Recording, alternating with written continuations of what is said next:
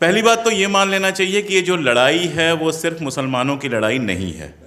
जिस दिन आपने ये समझ लिया कि ये मुसलमानों की लड़ाई है तो फिर कोई अशोक पांडे क्यों लड़ेगा, नंबर वन। और दूसरा, उनके लिए इसको लड़ना बहुत आसान हो जाएगा।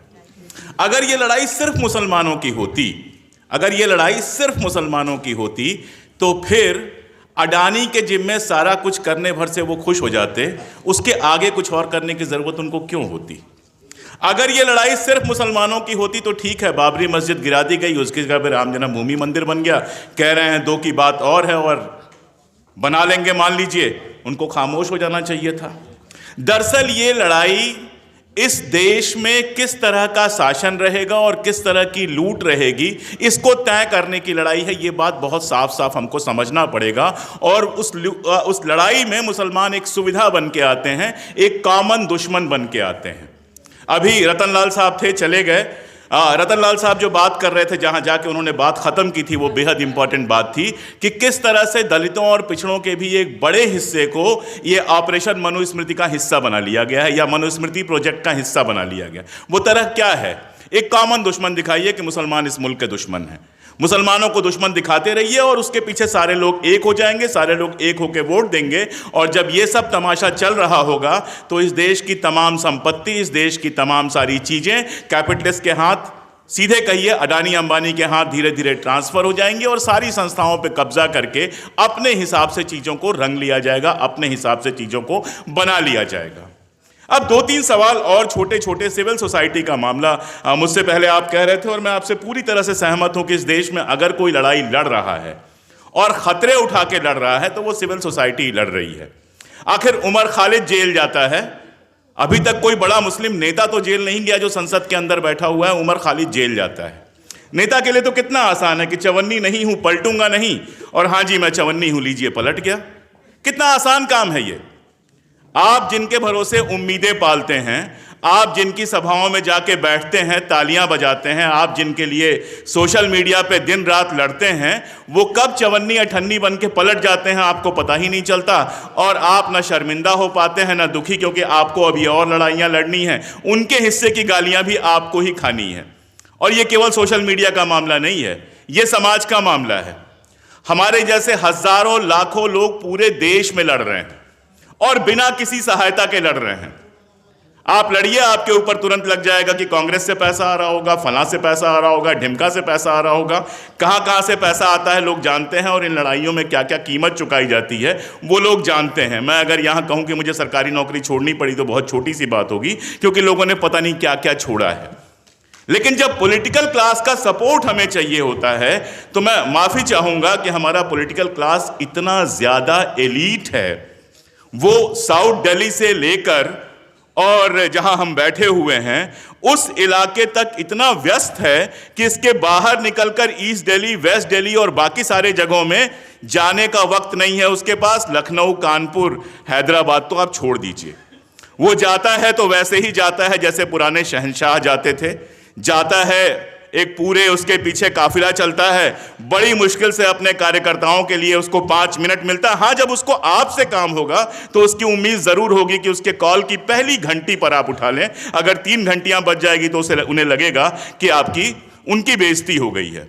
जब आपको जरूरत होगी तो वो कहीं दिखाई नहीं देंगे। और इस देश का जो पॉलिटिकल क्लास है, जो खुद को विपक्ष कहता है, खुद को सेकुलर कहता है, मेरी सारी शिकायत उससे है। उसे वोट चाहिए, उसे मुसलमानों के वोट चाहिए। लेकिन जिन इलाकों में लिंचिंग हुई है राजस्थान के, मैं घूमा हूं, गया हूं, बहुत सारे लोगों से मिला हूं, माफ कीजिएगा किसी पॉलिटिकल पार्टी का कोई बड़ा नेता उनके पास पहुंचा नहीं है। दिल्ली के बयानात को छोड़ दीजिए। फारूक साहब बैठे हैं, कश्मीर पे कुछ कहना कुफ्र होगा आपके सामने, लेकिन हकीकत यह है कि इस देश में बैठकर कश्मीर भारत का हिस्सा है करने वाले श्रीनगर के कुछ इलाकों से कभी बाहर निकलकर जाकर देखने की जहमत नहीं उठाते कि वहां के गांवों में, वहां के छोटे छोटे कस्बों में AFSPA के तहत आम मुसलमान किस तरह की जिंदगी जी रहा है। वो भी नहीं जो अपने आप को सेकुलर कहते हैं। अभी उत्तराखंड में जो घटना हुई है हल्द्वानी में, आप सब लोग जानते हैं, हल्द्वानी के लोकल विधायक के अलावा आपने किसी को वहां पहुंचते देखा, या कोई उम्मीद करते हैं आप कि कोई वहां पहुंचेगा? एक जो ये पॉलिटिक्स इस देश में शुरू हो गई है कि हम सेकुलर हैं तो मुसलमान तो हमको वोट देगा ही, बाकियों को खुश करो, तो प्राण प्रतिष्ठा के पहले और बाद में जाने के वादे आपको दिख जाएंगे। लेकिन जहां आग लगी है, जहां मस्जिद तोड़ी गई है, जहां मकबरा तोड़ा गया है, दिल्ली में तोड़ा गया 600 साल पुराना, राखी त्रिपाठी गई थी, डॉक्टर साहब गए थे, नेता कौन गया था? और अगर इन दोनों के ऊपर हमला हो जाता तो क्या कहा जाता पता है? जो हमारी एलीट सोसाइटी होती है, सिविल सोसाइटी, उसमें कहा जाता पागल हैं, हर जगह पहुंच जाते हैं, जरूरत क्या थी? ये ओवरऑल माहौल है। चुनाव कैसे जीता जाएगा वो मैं नहीं जानता। अगर मैं जानता तो मैं कहीं का एमपी होता। दानिश भाई अच्छे से जानते होंगे चुनाव कैसे जीता जाता है, फारूक साहब जानते होंगे। मैं तो नहीं जानता चुनाव कैसे जीता जाएगा, ना मैं कोई तसव्वुर करता हूं कि मैं कभी चुनाव लड़ूंगा। लेकिन समाज के भीतर की ये लड़ाई कैसे जीती जाएगी, ये मैं इसलिए थोड़ा बहुत समझ पाता हूं क्योंकि मैं इतिहास पढ़ता हूं। मैं इजराइल को देख रहा हूं, फलस्तीन पे अत्याचार करते पिछले 40-35 सालों से तो मैं पढ़ रहा हूं, 35 साल मान लीजिए मैं पढ़ रहा हूं, और मैंने देखी है दुनिया की खामोशी। आज जाकर दुनिया में थोड़ी बहुत आवाज उठनी शुरू हुई है। फैसला हमें सिर्फ यही करना है कि क्या हम जब उस रास्ते पर जब चल रहे हैं तो क्या यहां भी 35 सालों तक खामोशी बनी रहेगी?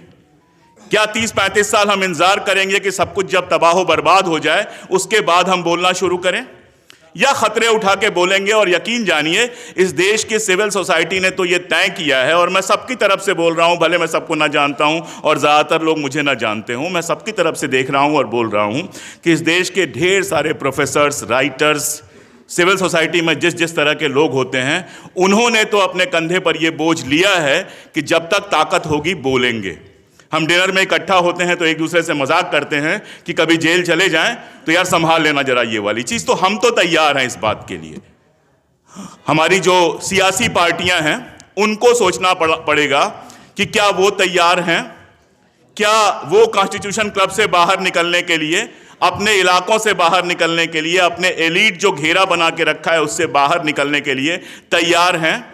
क्या वो जनता से जुड़ने के लिए तैयार हैं? क्या वो जनता के सुख दुख में भागीदार होने के लिए तैयार हैं? या फिर सिर्फ इतना ही है कि जो लोकसभा नहीं जीत सकते हैं वो सोशल मीडिया और टीवी पर चमकते रहें ताकि राज्यसभा मिल जाए और एक इम्यूनिटी मिल जाए? हालांकि अब राज्यसभा और मुख्यमंत्री होना भी इम्यूनिटी नहीं देता है, तो शायद उनको ये सोचना पड़ेगा कि ये वाली इम्यूनिटी भी शायद अब पुराने ज़माने की बात हो गई है। मैंने बहुत तल्ख बातें कहीं, मैं बहुत माफ़ी चाहूँगा उसके लिए, लेकिन हकीकत यह है कि मीठी मीठी बातों का वक्त ख़त्म हो गया है। 3 महीने बाद चुनाव है, मैं क्या कर सकता मैं नहीं जानता। मैं जो कर पाऊँगा करूँगा, जो पॉलिटिकल लोग हैं वो करेंगे, लेकिन चुनाव कोई जीते ये लड़ाई कम से कम अगले 30 सालों की है। और इस 30 सालों की लड़ाई के लिए अगर हम तैयार नहीं हो पाए, अगर अपनी कुर्बानियों के लिए हम तैयार नहीं हो पाए, तो कम से कम हमारी 3 नस्लें ऐसी होंगी जो इसका खामियाजा भुगतेंगी। तय हमें करना है। बहुत शुक्रिया।